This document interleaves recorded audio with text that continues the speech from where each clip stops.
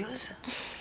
C'est certainement un défaut de naissance. C'est l'enfer, surtout. Qu'est-ce que vous avez à me regarder comme ça? Si vous attendez de moi que je joue la gentille petite infirme courageuse et attachante, vous allez être déçus, je vous préviens tout de suite. Alors faites ce que vous avez à faire. Une fille est née avec le syndrome de Vater. Sa colonne vertébrale était courbée à près de 90 degrés. Depuis longtemps, elle s'était habituée au regard des autres. Elle avait déjà subi une opération pour implanter des tiges métalliques dans sa colonne. Mais les tiges avaient été tordues par son corps déformé. Cette hospitalisation n'était que pour retirer une partie de ses côtes, pour soulager la pression sur ses poumons. Le traitement des calculs peut sembler négligeable, mais ça va vraiment améliorer ta qualité de vie. Vous croyez?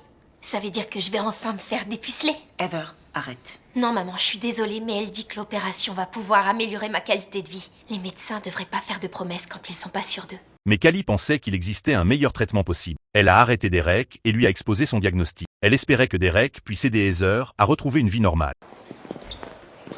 Je passerai avant demain matin. Ça marche son truc? Après avoir examiné attentivement les radiographies de Heather, Derek a jugé que la fille avait une chance d'améliorer son état. Vous vous foutez de moi là? C'est très vilain de se moquer des personnes handicapées. Tu vois, cette partie déformée, là, je t'en débarrasserai. Vous voulez retirer une partie de sa colonne vertébrale?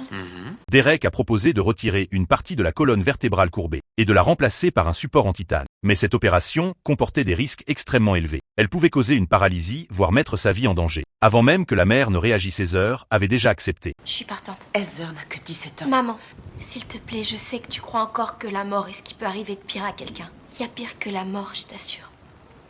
Alors que tout le monde pensait que l'opération allait commencer, un imprévu est survenu. Salaud!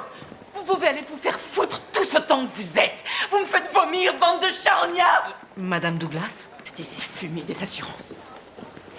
Ils disent que c'est trop expérimental comme opération. Ils refusent de payer. C'est une opération à 200 000 $, plus les frais d'hôpital, plus les soins, plus la rééducation. Même avec 3 boulots, j'y arriverai pas. Oh, j'y crois pas, les pourritures. Ça va? Tu veux que je t'aide?